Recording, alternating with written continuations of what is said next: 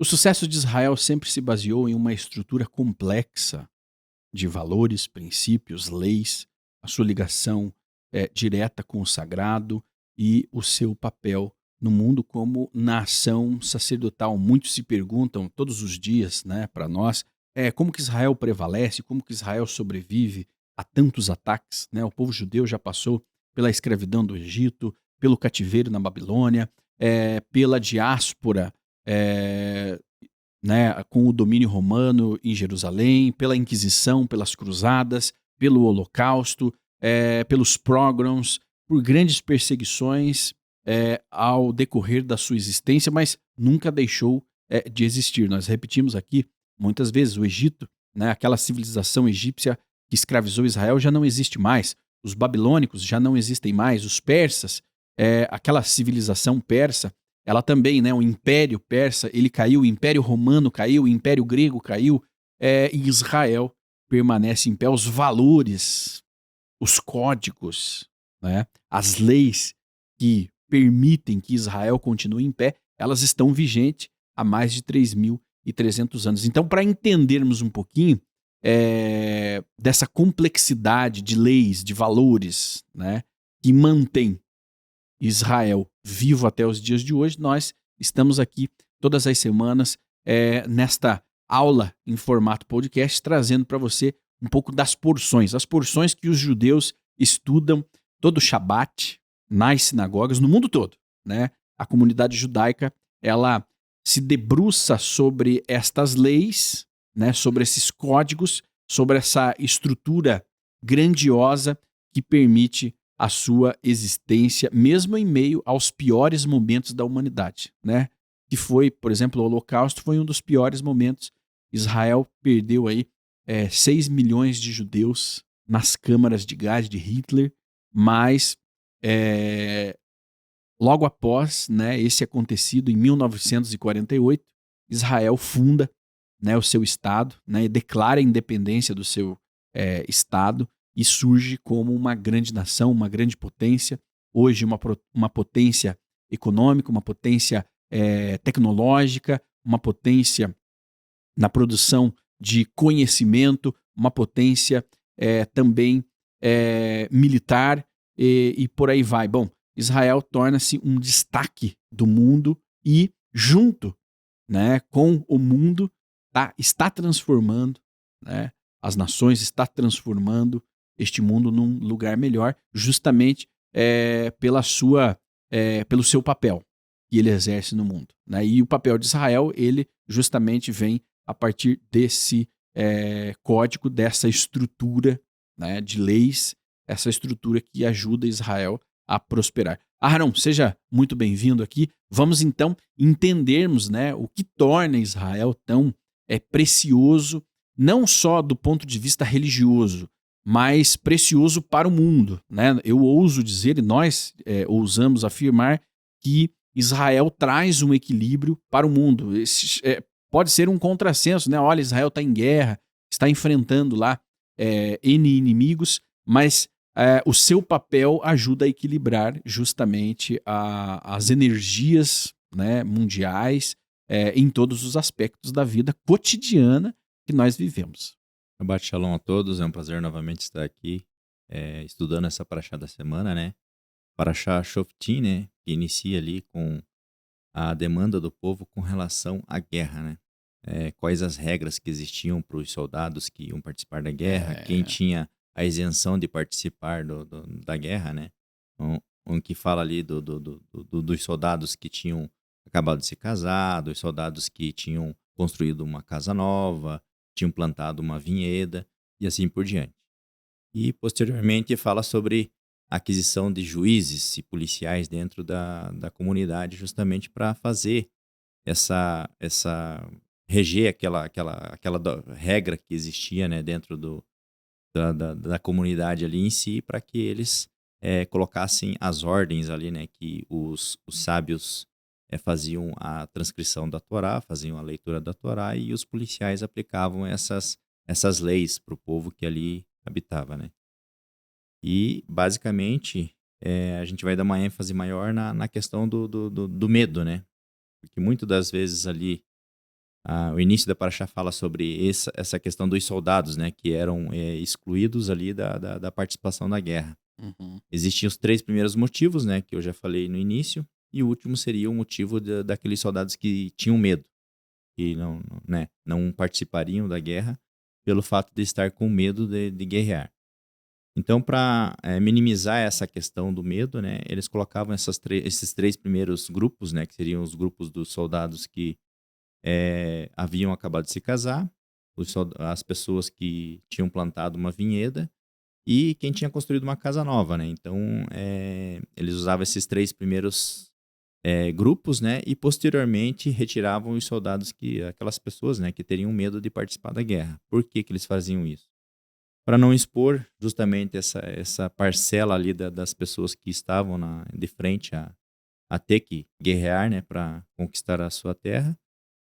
E não expor elas numa situação difícil, né? E posteriormente também explicando as outras opções, né? Que seriam as outras questões ali das pessoas que acabavam de se casar, então eles não tinham ainda confirmado ali seu matrimônio, das pessoas que tinham plantado a sua vinha, porém não tinham feito a colheita ainda, então tudo isso tiravam ele dessa situação deles participar da guerra de início, né? Ô, Aharon, Israel hoje está em guerra com o Hezbollah, né, Sim, com o sim, Hamas no seu território sul. A Jihad Islâmica ataca da Síria, né, os Houthis atacam lá do Iêmen, a mais de 2.000 quilômetros de sim, distância. O Irã, né, ataca Israel e outras milícias, né, mais ali do Oriente Médio, estão todas voltadas com as suas atenções para atacar Israel, que representa aí um entrave para o mundo uhum, radical islâmico, né, proveniente do Irã, as ideias, né, de destruição, devido a um grande projeto internacional iraniano de firmar isso, ali no Oriente Médio um califado, mas não um califado muçulmano, né? É um califado muçulmano, né? Um califado islâmico radical, sim, revolucionário. E o que entra dentro desse sistema revolucionário? A destruição de todos os valores ocidentais, né? Valores ocidentais. E quais são esses valores ocidentais? Os valores judaicos, cristãos, sim, né? Israel é o último entrave, a última fronteira entre os valores que permeiam a democracia, que permeiam a liberdade, né? E os valores radicais islâmicos, né? Onde todo ser vivente ele deverá ser convertido justamente aos ideais religiosos, políticos, culturais e revolucionários destes países, destes grupos terroristas, né? Comandados pelo grande mestre, né, o grande movedor diabólico, né, sim, mundial, sim, que é o Irã. Né? As ideias, elas não são ideias puritanas, não. São ideias maquiavélicas, terríveis, né, de dominação global. Né? sim. Não eu quero trazer liberdade ao Oriente Médio ou ao mundo. Não, muito pelo contrário. Eu quero colocar Impor, as minhas correntes sobre imposição. toda a humanidade. Imposição. Agora, desde os princípios, Israel ele tem que seguir as regras divinas de guerra, né? E tem que seguir hoje como país as regras internacionais. Então, além Sim, das regras da Torá, do seu próprio código de ética que Israel tem que observar, coloca o texto para nós aí. É interessante, né, para a nossa audiência analisar isso, quem é Israel e quem é o Hamas. Olha as leis que Israel e que o exército de Israel é obrigado a seguir, né? Quando em sua guerra contra uma cidade tiver que sitiá-la por um longo tempo para capturá-la, isso aqui traduzido do hebraico, tá, gente? Você não deve destruir suas árvores, branindo machado contra elas. Você pode até comer delas, mas não deve cortá-las. As árvores do campo são humanas para recuar diante de você para a cidade sitiada, entendeu? Então, já começa por aí uma das leis, né, interessantes, as leis de guerra, né? É sim. proibido sair cortando árvores. Agora, o que o Hezbollah e o Hamas fazem? Eles Destrói atiram tudo. foguetes nas florestas israelenses. É totalmente ao contrário, os valores são totalmente inversos. Israel teve aí uma grande porcentagem do seu território queimado, Sim. né, da sua vegetação queimada. O Hezbollah, para ocupar as forças israelenses, as forças de defesa, então ele ataca as florestas, né, taca fogo em tudo, e Israel tem que correr para apagar os incêndios. Né? É uma forma de saturar as forças de defesa de Israel e de fazer mal à população. Você cria incêndios, você gera poluição, né? Sim. Gera fumaça. O norte de Israel, há uns dias atrás, estava bastante difícil de acessá-lo, principalmente para o turismo, né? Além dos foguetes e bombas lançados diariamente contra aquele território, há os incêndios, a fumaça. E o excesso de fumaça acabou inviabilizando a possibilidade de viver ali naquela região. Né? Essa regra que fala sobre não cortar as árvores é justamente porque a árvore ela representa a vida, né? Então, a partir do momento que o exército israelense sitiava uma cidade, ele tinha que poupar essas árvores justamente visando essa questão posterior, né? Que é com relação à vida, ou seja, a plantação, é você tirar um fruto da terra. E basicamente, o exército israelense, ele segue essas regras atuais hoje, né? Isso é um exemplo lá da antiguidade, mas hoje ele tem as suas regras internas e tem o Tratado de Genebra, que obriga os exércitos que têm a sua democracia a seguir uma certa base ali para não se tornar um terrorista, vamos dizer assim, né? E os terroristas, eles não têm base nenhuma, então para eles tanto faz. Eles vão agir da forma que eles acharem melhor ali para tentar atingir, né, o Estado de Israel, e vão fazer as coisas mais absurdas que a gente se vê na humanidade, que a gente jamais imaginaria que um ser humano poderia fazer com o outro, o que eles fazem com os reféns, ou com quem eles acabam capturando, né? Então, essa paraxá ela mostra muito com relação a isso, da A questão ética, do né? medo, né? O país, Israel, ele jamais pode demonstrar esse medo para os seus inimigos. Porque a partir do momento que ele demonstrar esse medo, ou demonstrar que está com medo de uma situação de guerra, o outro vai tomar conta do seu país, né? É uma ordenança, inclusive é uma lei, né? Entra entre um desses códigos, dessa estrutura que mantém Israel vivo, é não ter medo. Israel é obrigado a não ter medo dos seus inimigos, porque a partir do momento que ele teme, que ele tem medo, ele desacredita do poder do Criador, né? Do poder do seu Deus, do Deus de Israel. Então, Deus sempre foi muito claro com Israel: não tenha medo, não temas. Sim. Temas a mim, mas não temos seus inimigos. Eles não são mais poderosos do que eu. Toda vez que Israel Fraquejou, teve medo, ele perdeu. Ele perdeu. Ele realmente. sabe que se ele tiver medo do Hamas, tiver medo do Hezbollah, tiver medo do Irã, ele perde a guerra. Sim. Ele não pode ter medo porque, tendo medo, mais uma vez, né, ele tem medo e desacredita, né, do poder do seu Deus. Afinal de contas, o seu Deus não é o Deus mais poderoso, então ele é mais poderoso que os seus inimigos. Né? Uma outra lei interessante, coloca aqui para a gente passar esse tópico, tem outros também, tá aí, do hebraico, né? Quando você se aproximar de uma cidade, isso é Deus falando com Israel. Quando você se aproximar de uma cidade para atacá-la, você deverá propor-lhe termos de paz. Se ele responder pacificamente e deixar você entrar, todas as pessoas presentes ali o submeterão a trabalhos forçados. Se ela não se render a você, mas entrar em batalha com você, você a sitiará. E quando teu Deus a entregar nas tuas mãos, passará todos os homens a fio de espada.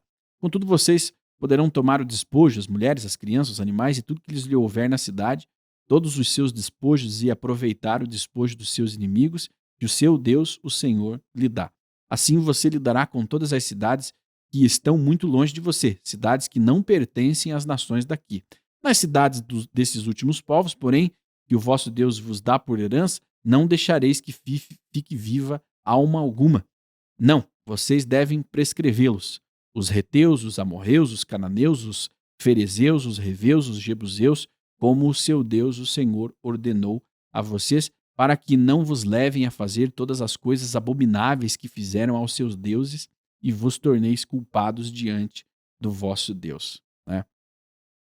É aí que entra a questão das árvores. Agora, uma coisa que chama atenção primeiro Israel deve propor a paz para esses inimigos, né?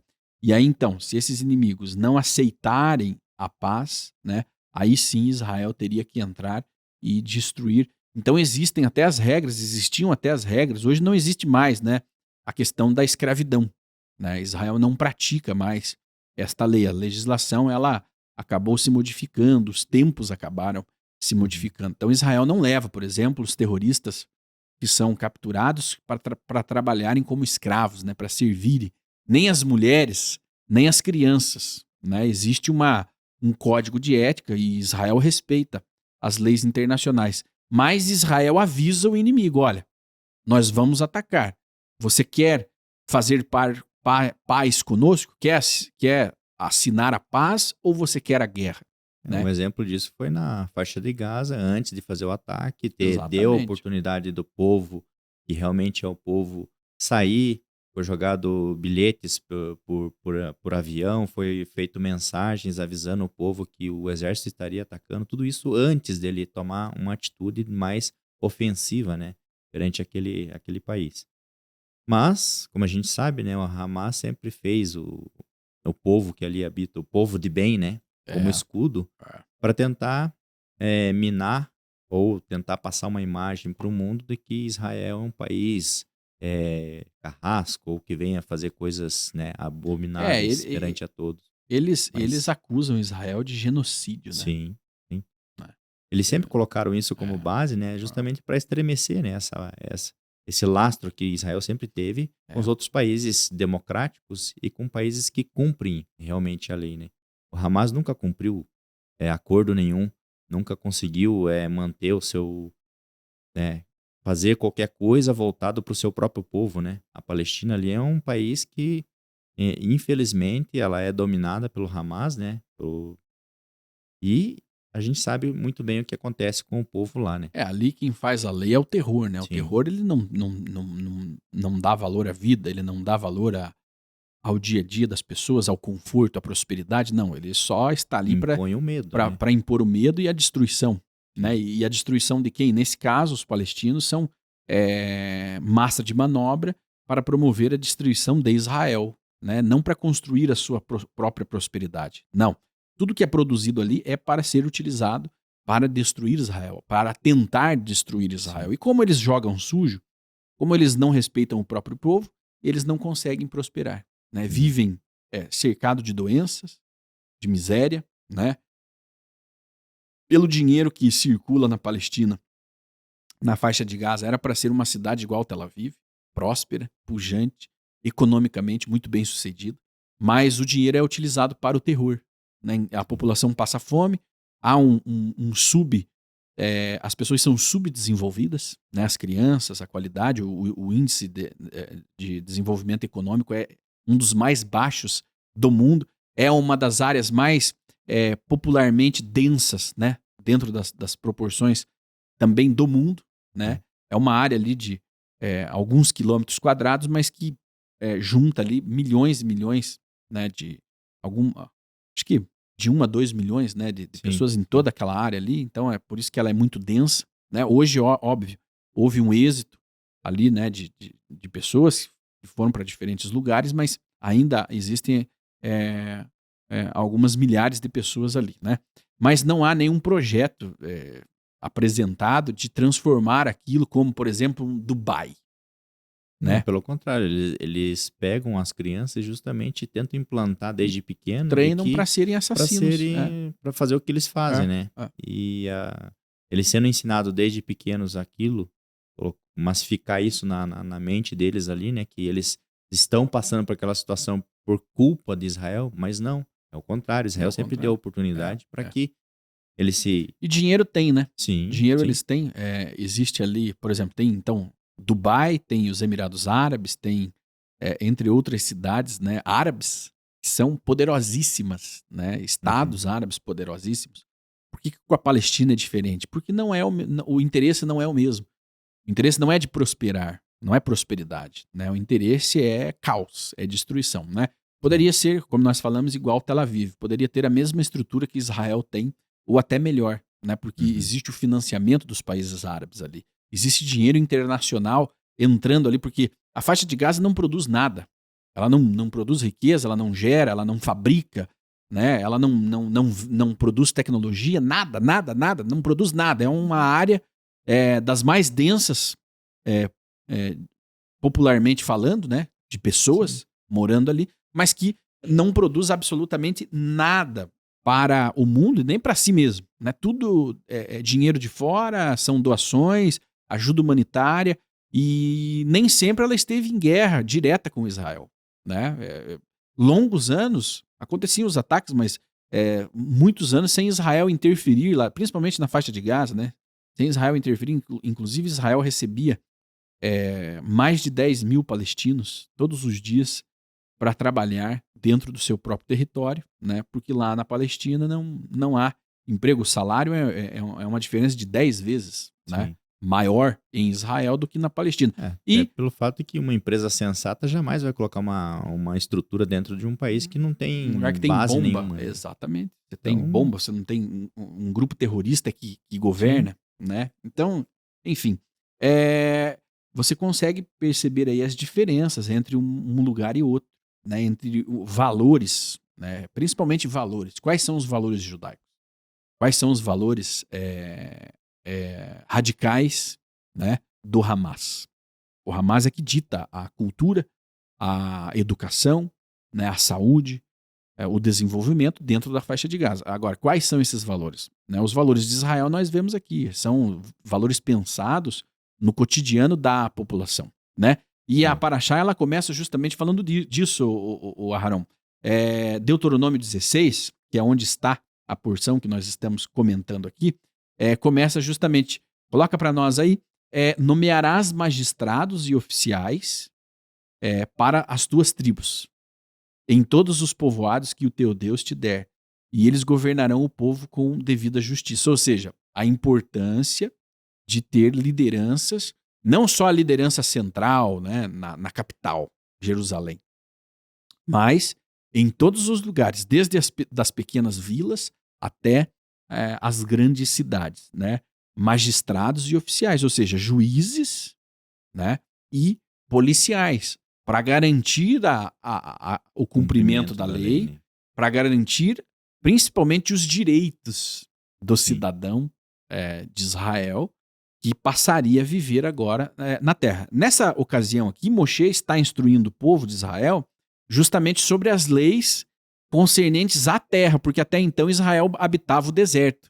Então, muitas leis ainda não eram cumpridas pela impossibilidade, né, de que Israel vivia no deserto. Agora eles passariam a viver na terra prometida. Então, as leis do deserto elas seriam automaticamente desativadas, porque Israel não estava mais no deserto, e as leis da terra passariam a vigorar a partir daquele assentamento, a partir do momento em que Israel tomasse a terra, tomasse posse e estabelecesse ali o seu governo, né, dentro da sua terra. Inclusive, nós temos nessa paraxá as leis concernentes a um rei, né, quando Israel sim, fosse implantar um rei. implantar um rei. Isso acontece muitos séculos depois, né? Acontece em que Israel fica descontente com o sistema colocado e resolve escolher um rei. E essa legislação já estava pronta, Sim. né? O Eterno já conhecia as vontades, as capacidades e entendia como Israel evoluiria, né, como sociedade. Em algum Sim, momento ele ia querer ter um rei, né? sim. Agora, a próxima lei, a próxima fala, né, o próximo valor, ele vem de encontro com uma crise que nós vivemos aqui no Brasil, Aharon. É. Se a gente verificar para achar ali, ela É, fala sobre colocar juízes justos. é o próximo texto, ó. Não julgarás injustamente, não farás acepção de pessoas, não aceitarás subornos, porque os subornos cegam os olhos dos entendidos e Sim. frustram a causas dos justos. Parece que Deus olhou para o Brasil E e colocou. escreveu essa lei, né? Infelizmente, a situação atual do nosso país, né, Brasil, a gente vê hoje uma situação deturpada da justiça que não poderia ter na sua balança peso maior de um lado ou de outro, É. né? E infelizmente a gente passa por situações difíceis hoje, né? Temos e sabemos Sim, que a corrupção acontece, sabemos que A justiça é comprometida, ela Sim. não é equilibrada, Não, ela né? sempre vai pender pro lado É. que realmente ali, Que paga. que tá pagando, que tá bancando, então automaticamente eles começam a pesar para esse lado. E o restante do povo acaba sofrendo com essas leis, né? Se a gente pegar a situação atual do que aconteceu essa semana mesmo, né? Em que tomaram-se decisões em cima de bases que iam contra a própria lei, É. a própria Constituição brasileira, né? Então, quando você coloca juízes ou líderes ou pessoas que vão exercer a lei ali de forma que elas não cumpram essa lei de forma correta, automaticamente a sociedade em si, ela acaba desacreditando essa justiça, né? E quando você desacredita os seus julgadores, que posição que a sociedade vai estar? Você frustra a causa dos justos, Sim, né? Você já perdeu a importância, já não há mais confiança no sistema. E nós precisamos confiar que o sistema é justo. Porque senão nós vivemos no no caos, não é caos. mesmo? É. Ah, ninguém vai fazer justiça mesmo, vou matar aquele Vou cara, tomar né? minha, Vou me minha vingar. providência. Eu vou tom- fazer a minha é, justiça. Eu vou fazer a minha justiça. Só que a minha justiça, de repente, não é justiça, né? Sim. É segundo o meu próprio olhar, a minha própria concepção, olhando apenas para o meu pequeno mundo, pequeno universo, Uhum. né? Então, bom, para minha causa, eu eliminar o meu oponente, o meu vizinho, seja lá quem for, é justiça, né? Mas dentro de um contexto geral, não. Eu só estou olhando para o meu umbigo. E é o que está acontecendo hoje em dia, né? Há um descrédito geral na Sim. nossa sociedade no sistema judiciário, né? E são os efeitos. E isso já foi previsto há 3.300 anos atrás, essa legislação. Aí você fala, puxa, mas essa legislação está contextualizada. Por isso que a Torá, ela não envelhece, né? Você chamar a lei, né, de a lei mosaica, a lei, a lei de Moisés de Velho Testamento, né, é uma forma até pejorativa, porque você está lendo ela e você está vendo o contexto hoje, agora. Existe Atual. um contexto na sociedade brasileira e no mundo quanto à injustiça, quanto a suborno, né, e quanto ao descrédito que o sistema judiciário, vamos falar da nossa sociedade, né, está tendo. E essa palavra aqui, ela foi escrita há mais de 3.300 anos, entregues para o povo judeu no deserto, né? Que são parte desta rede de códigos de ética, moral, cultural, religioso, que mantém Israel dentro de um equilíbrio, né? E toda a sociedade, porque essa lei mosaica, essa lei de Moisés, né? Dita lei de Moisés, mas é a lei para todos os povos, né? Sim. Todas as nações poderiam tê-la, poderiam absorvê-la, mas nenhuma quis naquele tempo, né? Nenhuma quis. Somente Israel foi capaz, né? E teve o interesse. Faremos e entenderemos. Primeiro faremos, depois nós vamos entender o que o Senhor quer para nós, mas primeiro faremos, né? Quando Israel recebe aquela lei, quando Israel tem a oportunidade de dizer sim ou não, ele diz faremos. E depois entenderemos, né? As demais nações não quiseram, mas se você aplica esse código na sua vida, no seu cotidiano, você terá. Primeira coisa que fala aqui, ó, preste atenção, agora para o lado pessoal, nós falamos de governos, falamos de sistema judiciário, mas aplique isso na sua vida. Coloca o texto para nós. Não julgarás injustamente. Não farás acepção de pessoas. Pode voltar. Não julgarás injustamente, não farás acepção de pessoas. Se você aplica isso na sua vida, de não julgar a pessoa sem conhecê-la, né? Porque a vida da pessoa vamos colocar aqui, um círculo bem grande, e o que você conhece muitas vezes é um pontinho. E você já precipitadamente emite um julgamento sobre aquela pessoa. E muitas vezes você a discrimina, você faz uma acepção, você separa ela, né, das tuas relações, das oportunidades, porque você viu um pontinho da vida dela e emitiu um julgamento. E até para isso, né? Essa palavra, ela vai servir para realmente as funções de juízes, mas para nós, no nosso dia a dia. Porque se você não faz no seu dia a dia, a corte, né, que está lá em cima também não vai fazer, né? Porque de onde vieram os homens da corte? Não vieram do meio do povo? Se o povo não tiver lá em cima um reflexo, e esse reflexo é uma via de mão dupla, tanto de baixo para cima quanto de cima para baixo. Ora, se o povo não tem boa conduta, os líderes escolhidos do meio do povo terão? E se os líderes que foram escolhidos não tiverem boa conduta, né, eles vão dar um bom exemplo para o povo que deve ter neles uma referência? Né? Então, por isso que é uma via de mão dupla. Ora, os líderes saem do povo, são pinçados do povo, né? E o povo olha para onde? Para se espelhar. Né? Então, se realmente não houver um equilíbrio entre o povo, liderança e esse código de ética, né? Essa ética judaica aqui que nós vemos, né? A ética que serve para todo mundo, não só para o judeu, para todos os povos. Para você, se você tiver ética na sua vida, você terá uma vida próspera, uma vida boa, uma vida equilibrada, né?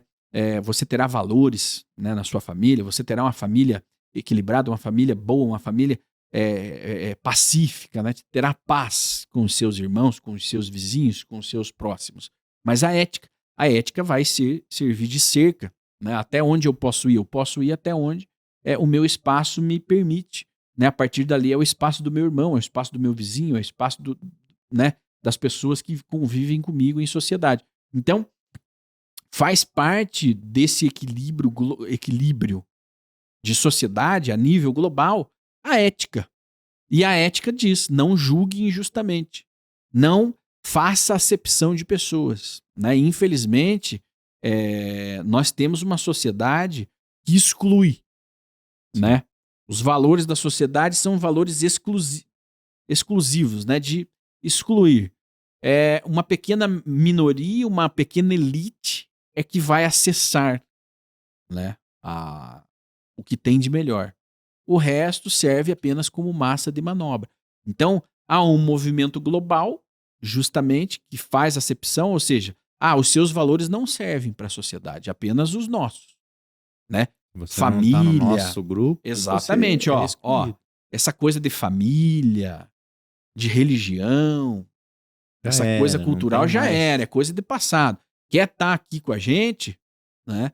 Você tem que abrir mão disso aí.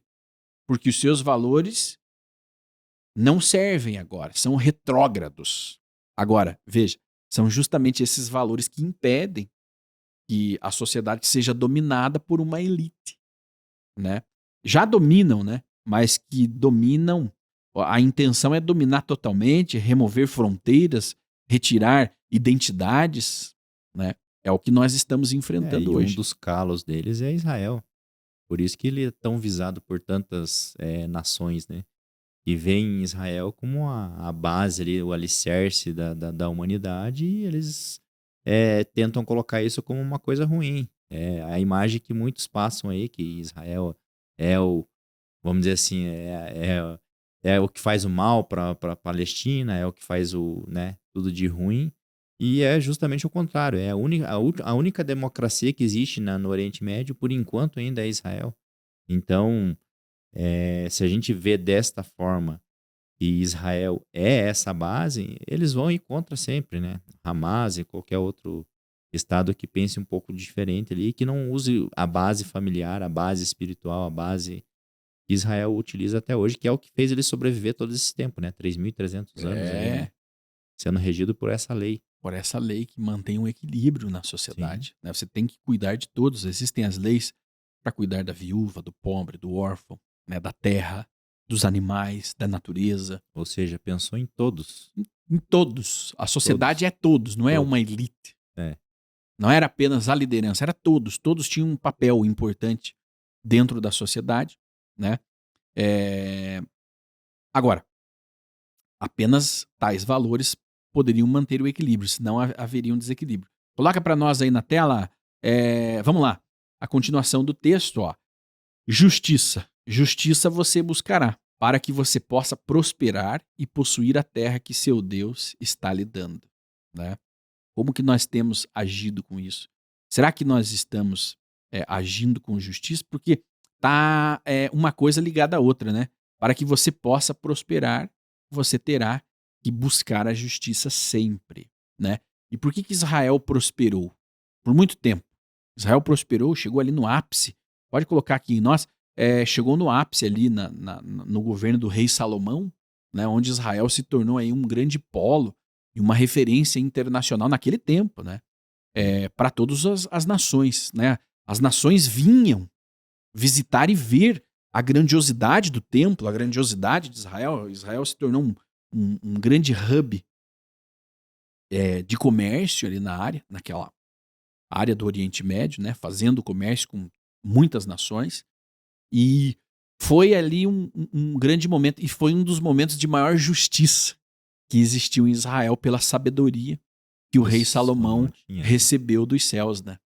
Até antes dele, né? O rei Davi, ele veio, fez a parte mais, vamos dizer assim, mais difícil, Prática, que né? foi as guerras, a dominação, e posteriormente Salomão recebeu a função de ser pacífico, de unir as nações e fazer o Israel se tornar uma nação próspera, né? Então ele fez isso e conseguiu com êxito, né? Todo o período que ele permaneceu no reinado, né? Ele conseguiu fazer com que Israel se tornasse uma das potências daquela época, né? E com justiça. Sim. Né? Com a justiça de Salomão, a sabedoria de Salomão. E só é possível ter justiça, praticar a justiça com o conhecimento. Sim. Com a sabedoria, conhecer os valores, conhecer as leis, né? Aonde você pode ir, até onde você vai, né? O que te concerne, né? O que está restrito a você fazer como um indivíduo, como sociedade, né? Tudo isso faz parte, e nós temos que conhecer isso. Hoje nós não conhecemos os nossos direitos, nós somos lesados muitas vezes, né? No comércio, nos negócios, né? Pelo próprio governo, por não conhecermos os nossos direitos. E se você não conhece os seus direitos, você não vai reivindicar os direitos. Por isso que muitas das vezes, muitas pessoas ou empresas ou qualquer parte do governo acaba fazendo com que você corra atrás, você sem conhecimento, você não corre atrás daquilo que você acha que é o seu direito e acaba passando batido perdendo. E dinheiro assim tá ficando, né? E ele diz aqui, ó, justiça você buscará, né? Você não vai esperar a justiça, você vai buscar a justiça, né? Você tem que correr atrás de fazer justiça, de agir com justiça, para que você possa prosperar. Porque se você ficar apenas observando, sendo ali um espectador, né? Eu sou um espectador, eu só vejo. Eu não falo nada, eu só vejo. Eu vou com a galera. Só vou com a galera. Eu não vou falar nada, eu não vou votar, né? Eu não vou votar, eu não vou dar o meu voto, eu não vou participar desse sistema corrupto, eu não vou fazer nada. Se você não buscar a justiça, você não vai prosperar. Preste atenção nisso. Olha que código preciosíssimo que está aqui. Muitas pessoas não acabam deixando isso passar, né, desapercebido. Eu não quero me meter nisso, não. Eu não gosto nem de um e nem de outro. Ok, dentro da realidade que você vive hoje, né? Como você consegue colaborar com a justiça? Como você consegue colaborar para que nós tornemos esse país um pouco mais justo? Porque você não vai mudar tudo de uma hora para outra, né? Estamos aí há quantos anos? 524 anos de Brasil, né? Nós não vamos transformar o Brasil de hoje para amanhã na república número 1 do mundo. Na mais honesta, na mais próspera, né? Na mais justa. Não. É um processo, é uma construção. Evolução. Né? É uma evolução. E por que nós não nos tornamos ainda melhor? Porque a justiça não é a nossa prioridade. Agora, como que você pode fazer justiça? É mudando o que precisa ser mudado. Então, eu sou irrelevante, a minha participação, o meu papel é irrelevante, o que eu penso não importa, eu não quero fazer parte disso. Você não vai conseguir buscar a prosperidade porque nas coisas mais básicas da vida você está se isentando. Porque a justiça deve ser feita com o que há de mais básico, né, do nosso dia a dia. Né? O nosso comportamento, a nossa conduta. Né? Cumprir o que é combinado é o mínimo do mínimo que você pode, né, exercer de justiça. Né? Fora as outras questões da vida, das leis, o que você segue, o que você não segue, e a sua participação como membro de uma sociedade. Né? E é o que fazer. Justiça você buscará, para que você possa prosperar e possuir a terra que o seu Deus está lhe dando. E quando Israel deixou de praticar a justiça com o seu próprio povo, com as demais nações, ele caiu em desgraça. Desgraça por quê? Porque Israel sempre teve a possibilidade de escolher duas coisas, as bênçãos e as maldições. Ele pode escolher o caminho a qualquer momento da sua vida, né? Da sua existência. O que você escolhe? Bênçãos, maldições. Você tem as duas opções. Quando Israel deixava de fazer a justiça com o pobre, com a viúva, né, com o órfão, com a Inimizade terra, gratuita. a inimizade gratuita com o próximo, Israel era levado cativo, o templo destruído, né? Ou sofria uma praga, né? Porque não honrava com os seus valores. Isso acontece até os dias de hoje, né? Bom, segue aqui também as leis, Aharon, a respeito da construção de um lugar sagrado, um lugar de culto, né? Não levantarás nenhum poste sagrado, nenhum tipo de poste, além do altar de Deus, o Senhor que fizerdes. Ou erga uma coluna de pedra, pois tais coisas são detestáveis para o seu Deus. Uma proibição Sobre a solene, idolatria, né? né? Sobre a idolatria. Não sacrificarás ao teu Deus boi ou ovelha que tenha algum defeito grave, pois isto é abominável ao teu Deus. Os nossos sábios trazem que a segunda diáspora ela se deu justamente por isso, né? Aquela em que o Império Romano destruiu Dominou. o templo, né?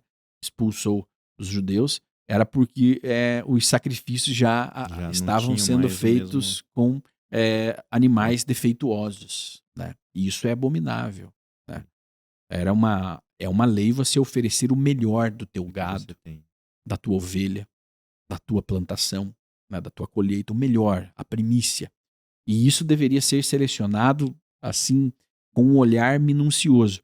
E infelizmente Israel passou por isso e foi para a diáspora, né? Foi enviado para a diáspora porque havia justamente já essa falta de carinho, essa falta de amor para com o Criador, e isso acabou sendo tratado, vamos colocar assim, de qualquer jeito, né? E nós, às vezes, nos pegamos em momentos de privações. Privações. Tá faltando dinheiro, né? Falta recurso. Os relacionamentos familiares estão decaídos, né? Sim. Estão derrotados. Na sua família aí, de repente você se identifica com isso, né? A família está em pé de guerra, dívidas corroendo, né, a sua saúde financeira. Quem tem relacionamento, né? As dívidas corroem um casamento. É um problema. Os filhos, né? Todos trilhando caminhos aí que você fala assim, mas eu não eduquei meus filhos para isso, né? Mas porque em algum momento você Não ou entregou o nós seu melhor. não entregamos o nosso melhor a Deus, né? A nossa primícia. Entregamos animais defeituosos. Quais são os animais? O que você tem feito na sua saúde espiritual? Por isso que hoje no desenvolvimento humano, os grandes players do mundo, aqueles que conseguem se dar bem, eles, na grande maioria, falam sobre um ponto importante que é a saúde espiritual. Como anda a sua vida espiritual? Como anda a sua conexão com o Criador? Você está fazendo a sua parte? Porque vida espiritual não é só a oração a Deus. Não. Também é preciso ação, não é apenas a fé. Sim. A fé, ela vai te colocar Um num nível, acima. né? Mas e a ação? Porque a ação é que vai sustentar a sua fé. A fé sem ações, ela não é nada. Ela é apenas uma movimentação da sua mente, né? Ela é apenas uma forma de pensar, uma crença. E pode se tornar uma crença limitante se a fé não gerar ações, né? Então, como estão as suas ações espirituais? Acreditar em Deus, você acredita, ok? Mas e as suas ações, né? Não sacrificarás ao teu Deus boi ou ovelha que tenha algum defeito grave, pois é abominável. Como estão os seus sacrifícios diários? As suas orações, as rezas, né? Os sacrifícios mesmos aqui, quando o Israel pecava, ele oferecia sacrifícios, né, para o perdão de pecado, né? Mas existem também as primícias, os dízimos, né? Como você está cuidando da minha viúva, do meu órfão, do meu pobre, Aquele que né? necessita, que muitas das vezes pede pro Eterno É. e o Eterno vai estar vendo, né? a atitude do judeu ali, né?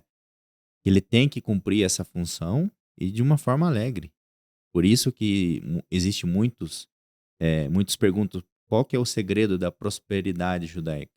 É porque muitas das vezes ele inclui tanto a parte da fé com as ações de ajudar, de entregar sua primícia, de tirar o seu macer, fazer tudo corretamente conforme o Eterno determinou. E automaticamente ele volta para você mesmo. Porque o Eterno é dono de tudo, ou não? Se a gente olhar, o Eterno é quem criou tudo. Então ele é dono de tudo. Ele é o que vai determinar. A gente tem parte de 90% dos 100 que ele nos dá. Ele já é dono dos 100, só que a gente entrega só os 10%, que seria o que a gente deveria entregar. Então, entregar da melhor forma possível. Então, quando a gente faz isso de forma ética e correta, o retorno vem. Vem triplicado, vem com forma de bênção, vem com forma de tudo que você precisa para sua vida, né? O Eterno sempre vai estar colocando as melhores coisas para aquilo que você oferece de bom coração e o que você tem de melhor para ele. A gratidão, né? Sim. Muitos sábios aí, e muitos ricos, milionários, né? Uma das primeiras coisas que eles trazem, né, de ponto crítico para ele se tornar próspero, rico, milionário é gratidão. Agradeça. Agradeça a Deus, santifique o que ele te dá, né? Dê sentido para o que ele te dá, desde uma água, né, um arroz, um feijão, né, a riqueza, o carro, a comida que você, né, prospera, o teu trabalho, as oportunidades. Santifique isso, agradeça, porque agradecendo você reconhece que a riqueza ela foi colocada aqui para que você possa usufruir da terra, usufruir dela, comer da terra, beber da terra, né? Ser feliz, ser próspero com as coisas que a terra te dá. Mas você tem agradecido? Porque somente ao agradecer você reconhece que a terra, a terra te dá o que a terra te dá, ela não te dá pelos seus méritos, mas porque Deus criou para você. Sim. Deus criou, Deus te deu, Deus possibilitou de você ter uma água para tomar, né? De você ter o ouro para tirar da terra, o dinheiro, né? E você está santificando isso, você está agradecendo a Deus pelo que Ele te dá, né? Pelas possibilidades, pelas formas, né?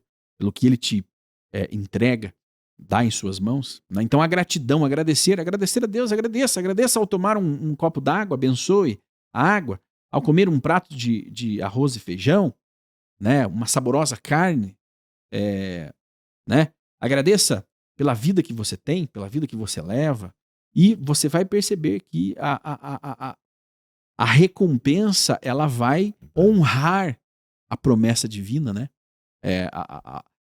A promessa que Deus te deu, né, de que você retiraria da terra com o seu suor, com o seu trabalho, ela será cumprida. Você reconhece, você abre as portas dos céus para ser ainda mais abençoado. E muitas das vezes as pessoas acabam fazendo o contrário disso. Em vez de agradecer, eles acabam reclamando de tudo que tem.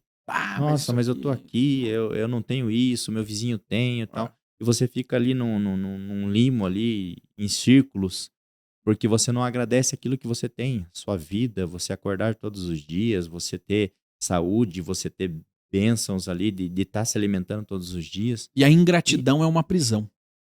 A ingratidão, ela prende você naquele mundinho medíocre, porque você não vê mais nada além daquilo que está à sua volta. Você não consegue ver nem a possibilidade, inclusive você nem acredita.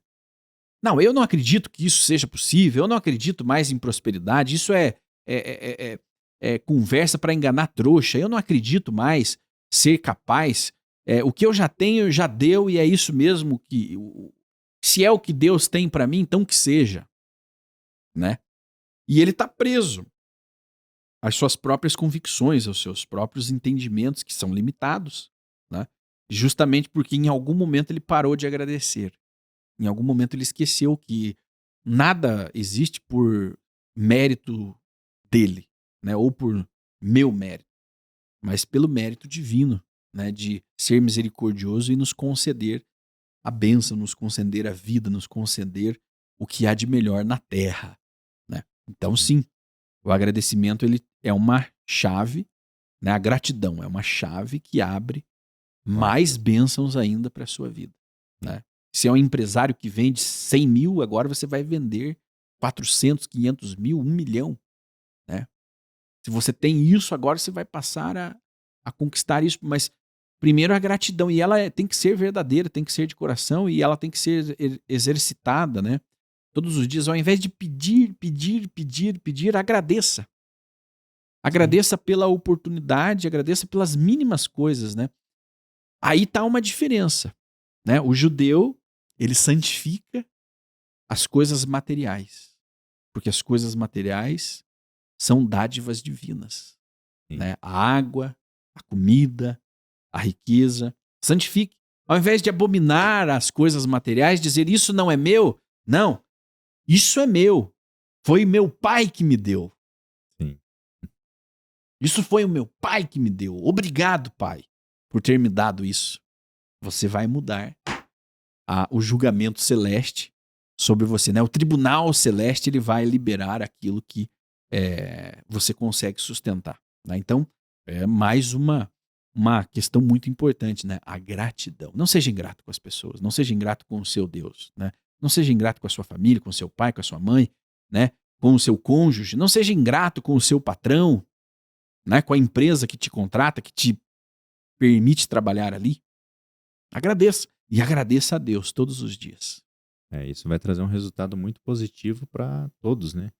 E fazem esse agradecimento diariamente ali das suas coisas. Então, automaticamente você começa a receber as bênçãos, tudo que é de melhor que o Eterno vai prover para você. Um ponto interessante também que nós vamos estudar vamos estudar profundamente isso no Shabat, onde é feita a leitura, né, e os comentários a respeito dessa porção. Mas veja quantos códigos libertadores nós encontramos num pequeno texto da Torá, né? São valores que mudam a sua vida completamente, tá? Coisas que os coaches estão falando por aí na internet estão aqui, ó. 3.300 anos 3.300 anos atrás, né? Quem era o Pablo Marçal, né? Por exemplo, você pode gostar dele ou não, ele tá na mídia hoje, né? E muita coisa que o Pablo Marçal fala tá aqui, ó. Lógico, tô apontando aqui pro meu computador porque a Torá tá aqui digitalizada hoje, a tecnologia permite isso. Mas aqui na sinagoga tem um pergaminho, né? Antiguíssimo ali, com esses valores, escritos em hebraico, né? E é o mesmo texto de 3.300 anos atrás. É o mesmo, exatamente o mesmo. Nada foi mudado. Nenhuma palavra. E os coaches hoje entram ali na internet e são brilhantes e trazem justamente o quê? Esses valores. Quando um coach, um mentor, né? Quando o seu mentor fala de gratidão, tá aqui, né? Seja grato, honre, seja justo, né? Tá tudo aqui, né? Na Torá. E você fala, poxa, mas são coisas óbvias, né? Como não matar alguém. Mas o óbvio precisa ser dito. Como agradecer, não é óbvio que nós temos que agradecer se você tem uma fé, né? Se você tem uma saúde espiritual. Cuidar da saúde espiritual não é algo óbvio, mas as pessoas esquecem disso. E tá aqui no código. É o que vai manter a sua sociedade próspera, rica. É isso. É o respeito a esses valores, né? A observância. Porque esses valores não são valores do homem, não é do Pablo Marçal, né? São valores divinos que ele, que é um homem inteligente, aplicou isso na vida, né? Resolveu aplicar, vou aplicar isso aqui na minha vida e vamos, acreditou, né? E aplicou e hoje tem esse desenvolvimento. Lógico, é um de milhares de exemplos, né, que nós vemos, né, tirando o povo judeu, né, que vive isso diariamente. Alguém pergunta por que o Silvio Santos, né, como que o Silvio Santos se tornou tão rico, tão próspero? Silvio Santos era uma pessoa bastante justa, né, com o pobre, com a viúva, ajudava, né, centenas de famílias, de pessoas todos os dias, além, óbvio, dos empregos diretos que ele gerava com as suas empresas, né? Tranquilamente, mais de 10 empresas o Silvio Santos, né, e o seu grupo tinha, né, e tem. Ajudava o pobre, a viúva, os necessitados, construía sinagogas, casas, né, de adoração sagrada, respeitava as leis, né? E aí, como que o Silvio Santos, né, de camelô, se tornou um dos homens mais ricos do país, né? Justamente observando Cumprindo, né? a Torá do seu povo, né? Se for verificar ali, ele foi quem deu o aporte ali para ele começar foi o pai do Carlos Alberto de Nóbrega. É, é. E no final, quando ele virou a chave, ou seja, que ele passou a ser dono da situação, ele não virou as costas para quem lhe deu. Trouxe Ele gratidão. trouxe junto. Trouxe junto. Então, tudo isso já é uma base ali que a própria lei do Eterno nos dá como ser pessoas justas, né? Reconhecer a nossa caminhada do início e daqui para frente, né? É importante, Sempre né? vendo, né? É importante a gente falar de players, pessoas de hoje, aplicando uma lei de 3.300 anos atrás e o sucesso que elas tiveram, né? Vamos lá, mais um trechinho. Coloca na tela para nós aí, produção. Uma pessoa será condenada à morte somente com base no depoimento de 2 ou mais testemunhas. Ninguém será condenado à morte com base no depoimento de uma única testemunha. Olha só, né? Essa lei era uma lei muito importante, muito assim, séria, né? Que as mãos... E olha só, aqui, por isso que você tem que tomar cuidado ao acusar alguém, né? Que as mãos da testemunha ou das testemunhas sejam as primeiras a matar o condenado, seguidas pelas mãos do resto do povo. Assim você varrerá o mal do seu meio. Então, se você visse alguma coisa errada, né, alguém fazendo algo errado, e tivesse uma testemunha, você levaria esse caso, né, para o juiz. Primeiro, você só poderia acusar se você tivesse uma testemunha, né, ou 2, né, você e mais um, ou você e mais 2, né. Mas você só poderia acusar se tivesse essa testemunha. E se você acusasse e fosse comprovado, os primeiros a lançar a pedra que mataria aquela pessoa, ou empurrar ela de um penhasco, seja lá o que for, primeiro a lançar mão da morte eram os acusadores. Sim. Né? Você não pense que você faria uma denúncia anônima, né, para condenar alguém, e aí o governo ia lá e ia condenar e você ia assistir de camarote. Não. Se fosse comprovado, para fazer justiça, você pegaria na pedra e lançaria, né? Se a pena fosse o apedrejamento, você pegaria na pedra e apedrejaria aquela pessoa, você daria a primeira pedrada para matá-la. Que significa o quê? Que uma condenação à morte é algo extremo e que nós não podemos ser levianos nas acusações que fazemos. Nós temos que ter consciência de que nós temos parte naquela condenação. Sim. Por isso que eu tenho que pensar 10 vezes antes de acusar acusar alguém de fazer qualquer coisa. Porque, primeiro, preciso de testemunhas e depois eu terei parte na morte daquela pessoa. Se a gente pegar aí na história da própria Torá, nos traz ali Jezabel, né, com Acabe, em que ela incita os 2 irmãos a falar contra o Nabote, né? E que ela queria absorver aquela vinheda que era dele e inventou uma história de forma que aqueles 2 irmãos viessem ser os acusadores, né? As testemunhas. E fizeram o apedrejamento né, Nabote e para tomar aquela terra. Então, ali é uma história que deixa bem explicado, né, essa situação, né, das testemunhas serem isentas. Ou seja, elas foram compradas ali por Jezabel e fizeram uma injustiça com aquela família que era uma família justa, né? Que era baseada nos preceitos do Eterno. Né? E aqui o texto continua.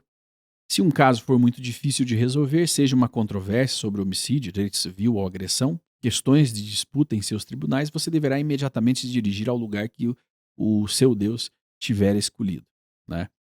E compareça diante dos sacerdotes, levitas ou do magistrado responsável na ocasião e apresente, coloca o texto para nós aí, e apresente seu problema, quando eles tiverem anunciado a você o veredito do caso, né? Executareis o veredito que vos for anunciado daquele lugar que o Eterno escolheu, observando escrupulosamente todas as instruções para vós. Agirás conforme as instruções que te forem dadas e a sentença que te for proferida. Não te desviarás do veredito que te anunciarem nem para a direita e nem para a esquerda. Se qualquer uma das partes na disputa agir presunçosamente e desconsiderar o sacerdote encarregado de servir ali seu Deus, ou o magistrado, essa parte morrerá. Assim você varrerá o mal de Israel. Todo o povo ouvirá e ficará com medo e não agirá presunçosamente novamente. Quando uma parte tenta manipular o resultado, né?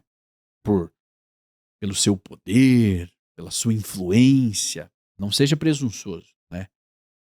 Quanto à verdade, quanto à lei e quanto aos agentes que Deus colocou ali para fazer justiça, né? Se isso for identificado, aquela pessoa ficaria morta. Nós não temos nenhum registro na Torá de alguém que morreu dessa forma. Porque os julgamentos, né? Eles eram extremamente raros. Os julgamentos de morte, as penas de morte eram raras. Por quê?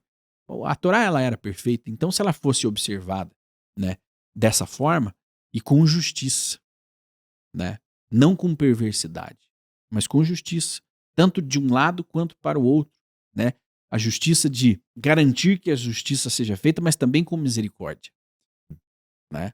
Então, haviam todos os pesos e contrapesos para que isso só acontecesse em casos extremos, né? Então, se um tribunal julgasse um caso, né, no ano ele ainda era considerado um tribunal perverso, né, por condenar Sim. alguém à morte, né? Então, raras. Eu não conheço nenhum caso, além do caso daquele que foi apanhado colhendo lenha no Hum. Shabat. A Torá ela não registra mais nenhum caso de alguém que foi condenado à morte, né? E se depois de teres entrado na terra, coloca o texto, que teu Deus te designou e dela tiverdes tomado posse, e nela te tiverdes estabelecidos e decidires, poreis sobre mim um rei, como fazem todas as nações ao meu redor, você será livre para estabelecer um rei sobre si mesmo, um escolhido por Deus. Certifique-se de estabelecer como rei sobre si mesmo um dos seus próprio povo. Você não deve estabelecer um estrangeiro sobre você, alguém que não seja seu parente. Olha só, além disso, ele não manterá muitos cavalos, nem enviará pessoa de volta ao Egito para aumentar seus cavalos, pois o Eterno os advertiu, vocês não devem voltar por esse caminho novamente. E não terás muitas mulheres, para que seu coração não se desvie, nem amontoará prata e ouro em excesso. Quando ele estiver sentado em seu trono real, ele terá uma cópia deste ensinamento escrita para ele num rolo pelos sacerdotes e levitas. Olha só, que ele permaneça com ele e que o leia durante toda a sua vida, para que possa aprender a reverenciar seu Deus e observar fielmente cada palavra deste ensinamento, bem como estas leis. Assim, ele não agirá com arrogância para com seus semelhantes, nem se desviará da instrução, nem para a direita, nem para a esquerda, para que ele e seus descendentes possam reinar por muito tempo no meio de Israel. Olha só, né? Até os reis estavam sujeitos a obedecer à lei, e quando um rei se esquecia da lei, o seu reino se partia ao meio. Sim. E nós tivemos, isso aconteceu, né, com Israel. Após a morte de Salomão, que foi o rei mais sábio, seus filhos não eram tão sábios, né? E na mão dos descendentes de Salomão, o reino se quebrou, se dividiu em Em dois, dois. né? O reino do norte acabou sendo levado cativo antes, inclusive, que o reino do sul, pelos assírios, né? E depois, até o reino do sul acabou caindo, né? E indo cativo aí depois pelos babilônicos. Justamente porque o próprio Salomão acabou descumprindo a própria regra, né? Que né, não podia ter muitas esposas, porque ele ia se desviar, não trazer cavalos. E ele Exatamente. foi buscar os cavalos no Egito. Então, tudo isso acabou É. trazendo essa situação adversa ali, né? Para os seus filhos, né? Que seriam os posteriores a ele. A Torá é muito interessante, esse livro ele é perfeito porque ele não é só a lei, né? Ele traz também as consequências. Né? Não ficou para nós. Deus é tão misericordioso que ele nos diz o que vai acontecer. Sim. Né? Não ficou a revelia, não, tá aí a lei, as consequências vocês vão descobrir. Não. Tava tudo certinho ali. Tava tudo certinho, inclusive, né, de uma forma tão perfeita que, olha, não acumule tantos cavalos, não tenha muitas mulheres, porque as consequências serão estas. E vai te acontecer isso. E pelo Eterno ter dado honra a Davi, né? Que ele falou, ó, não vou cobrar de você, Salomão, e sim da sua descendência. Então, por isso que Salomão foi um reino tão próspero. Mesmo ele fazendo toda a parte divergente daquilo que a lei estava prevendo, né? Ele ainda foi um rei que teve ali um resultado bom em seu reinado, né? Mas o seu posterior, o seu filho, né, acabou não tendo a mesma situação, porque acabou rompendo, né, a nação em dois ali, né? Se a gente puxar mais para trás ali, antes do primeiro rei, que foi Saul, né? Se a gente vê a questão da Paraxá, que fala sobre a justiça, né? Samuel era o profeta da época, né? Aham. Que estava ali fazendo a parte de juiz, né? E os seus filhos acabaram se corrompendo. E por esse motivo, ele foi, né, taxado. Ah, mas os seus filhos fazem errado. É. Seus filhos não são justos nas decisões. E automaticamente foi a partir daí que veio o primeiro rei, né? Foi Saul que foi Exatamente. escolhido pelo Eterno. E também teve seus problemas e acabou perdendo o seu reinado por não cumprir o que Não está cumprir. escrito É. na lei que o Eterno deixou para eles, né? É. A gente poderia dizer, não é fácil, né? Desse jeito é fácil, tá tudo escrito, é um manual. Mas só que nós temos a liberdade, né? Nós não estamos presos. Principalmente numa situação em que o rei, né, ele tinha É. tudo à sua mão, né? É. Ele era É. uma pessoa É. diferente. É. Ele podia mandar qualquer coisa e receber qualquer coisa. Então, acabava subindo, né, para a cabeça e automaticamente ele fazia coisas erradas. Acabava esquecendo do Eterno, né? Esquecendo de carregar a sua Torá, né? Ele tinha que Exatamente. carregar na... Tinha que carregar. Tinha que carregar. Nós temos que carregar, Sim. né? Bom, tivemos aqui uma introdução ao que nós estudaremos neste Shabat, que é o dia sagrado para todos nós, mas parte do sucesso de Israel nas suas lutas, nas suas vitórias, na sua existência. Hoje Israel luta pela sua existência. Não é nem por vitória, nem por riqueza. A riqueza, a prosperidade do povo judeu é uma consequência da ética aplicada no seu dia a dia como cidadão, no seu dia a dia como um povo. Mas Israel hoje luta para subsistir, para existir em meio a tantos inimigos. E aí você se pergunta, qual é o segredo de Israel? Nesta paraxá nós estamos estudando justamente esses segredos. O que mantém Israel em pé? O que mantém Israel próspero? O que traz Israel ao longo de milênios, né, frente aos seus dominadores que já se foram todos. Nenhum existe mais. Mas Israel, como a própria Torá, né, permanece até os dias de hoje. Esteve sim por consequências dos seus próprios atos na diáspora, sofrendo, queimado em câmaras de gás, mas a palavra sagrada, Torá, né, e o povo judeu permanecem intactos, né, como um povo até os dias de hoje. E você, estudando um pouco mais isso, você entenderá como aplicar isso na sua vida, como aplicar isso no seu dia a dia, porque você também pode.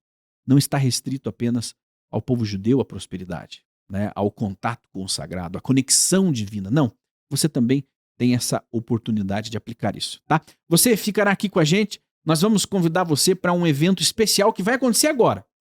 Emendado aqui com o nosso evento, continue nessa mesma página, você será direcionado para a liturgia sagrada de Kabbalat Shabbat, que é o recebimento do sábado, com a leitura dos salmos, das bênçãos especiais. O sábado também é uma lei. O sábado, ele não é uma proibição. O sábado é um dia de liberdade, um dia de descanso para o povo de Israel. O povo de Israel não é obrigado a guardar o sábado, não. Ele tem um dia para ele descansar, um dia para ele se deleitar, se aproximar de Deus, para ele se reconectar e cuidar da sua saúde espiritual, né?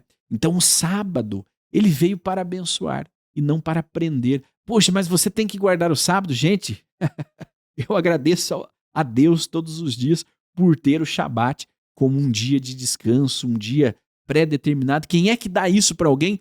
Quem é que dá um dia de folga para alguém, né? O Eterno é tão maravilhoso e perfeito que nos deu um dia para celebrarmos e somente no Shabat existem bênçãos especiais que você, como nação, pode receber na sua vida, estando junto na celebração de Shabat. Bênçãos que só são proferidas e só podem ser proferidas no dia de Shabat, né? Então, é o dia especial. Continue aí com a gente e nós vamos seguir com a liturgia de Shabat. Fique conectado com esse canal, inscreva-se, ative o sininho das notificações, né? Deixe o seu like para que este vídeo torne-se ainda mais relevante nas redes e você pode compartilhar com os seus amigos. Continue com a gente. Até a próxima!